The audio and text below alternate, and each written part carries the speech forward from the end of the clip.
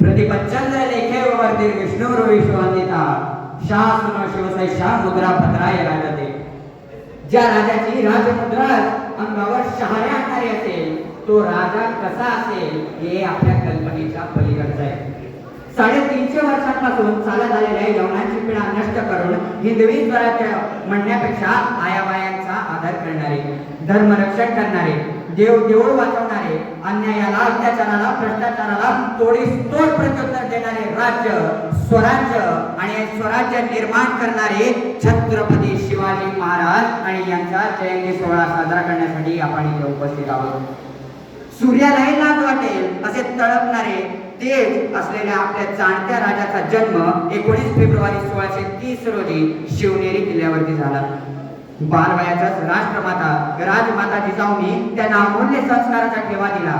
कारण जिजाऊंच्या ध्यानात त्याच काळी महाराज परखड दूरदृष्टी असलेले राष्ट्र निर्माते होते.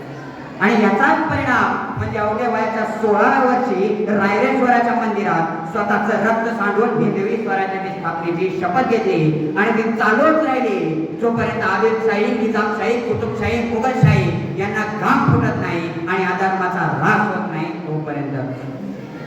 जगात जन्माला आल्यावर आपण पहिल्यांदा भाकरी खातो ती सुद्धा याच राजाची देण आहे आणि मरताना सुखात मरतो ती सुद्धा याच राजाची देण आहे. कारण जर हा राजा नसता तर आज आपल्याच हिंदुस्थानात आपल्याला पुढच्या मानाने राहावं लागलं असतं.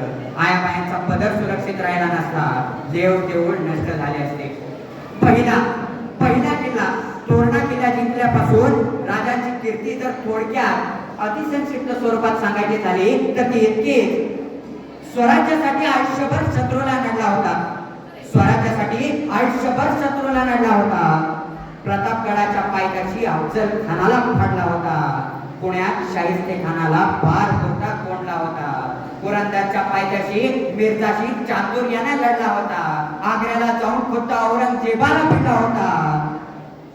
अशा महाराष्ट्राच्या याच मातीत युगपुरुष शिवछत्रपती राजा घडला होता. शिवछत्रपती राजा घडला होता. महाराजांनी आधी स्वराज्य मग संसार हे धोरण हाती घेतलं. उदाहरण द्यायचे झाले तर शंभूराजे फक्त 1.5 ते 2 वर्षाचे होते. फक्त 1.5 ते 2. त्यांच्या मातोश्री सईबाई यांचं त्याच वेळेस निधन झालं.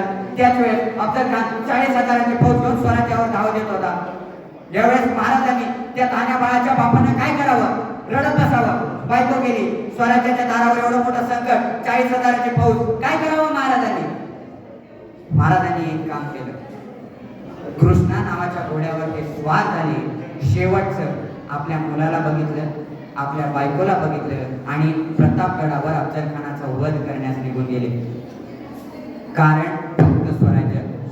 आणि हे स्वराज्य बनवण्यात मावळ्यांची खूप मोलाची साथ लाभली. कितीतरी राजे असतील ज्यांनी गिरिदुर्ग बांधले, कितीतरी राजे असतील ज्यांनी गिरिदुर्ग बांधले, काहींनी जलदुर्ग बांधले असेल, काहींनी भूदुर्ग सुद्धा बांधले असेल. परंतु माझ्या राजाने, आपल्या जाणत्या राजाने जिवंत तानाजी, येसाजी, बाजी यांसारखे नरदुर्ग बांधले जे आपल्या मातीसाठी जीव द्यायलाही तयार होते आणि जीव घ्यायलाही तयार होते. महाराष्ट्राच्या निधनाचं शत्रूलाही, महाराजांच्या निधनाचं शत्रूलाही वाईट वाटणं, केविलवान वाटणं, सुनं वाटणं यावरूनच आपल्याला कळतं की त्यांनी शत्रूंच्या मनात सुद्धा आपलं अमर स्थान निर्माण करून ठेवलं आणि आपण तर त्यांचंच रक्त आहे. त्यामुळे 400 वर्षांनंतर सुद्धा जसा या राजाला मान मिळतो तसा संपूर्ण जगात कुठं कोणाला मिळत नाही. कोणाची जयंती अशी साजरी केली जात नाही. मित्रांनो, निश्चय आढळ होता, रयतेचा राजा होता आणि कुठल्याही स्थितीतून स्वराज्य निर्माण करण्याची जिद्द होती. म्हणून तर श्लोकात सांगूनच ठेवलेला आहे, निश्चयाचा महामेरू, बौद्ध जनांची आधारू, अखंड स्थितीचा निर्धारू, श्रीमंत योगी. या रयतेच्या राजाला माझा मानाचा मुद्रा, माझा मानाचा मुद्रा. बोला छत्रपती शिवाजी महाराज के, धर्मवीर छत्रपती संभाजी महाराज के. जय जिजाऊ, जय शिवराय, जय जिजाऊ, जय शिवराय. धन्यवाद. जय जिजाऊ, जय शिवराय.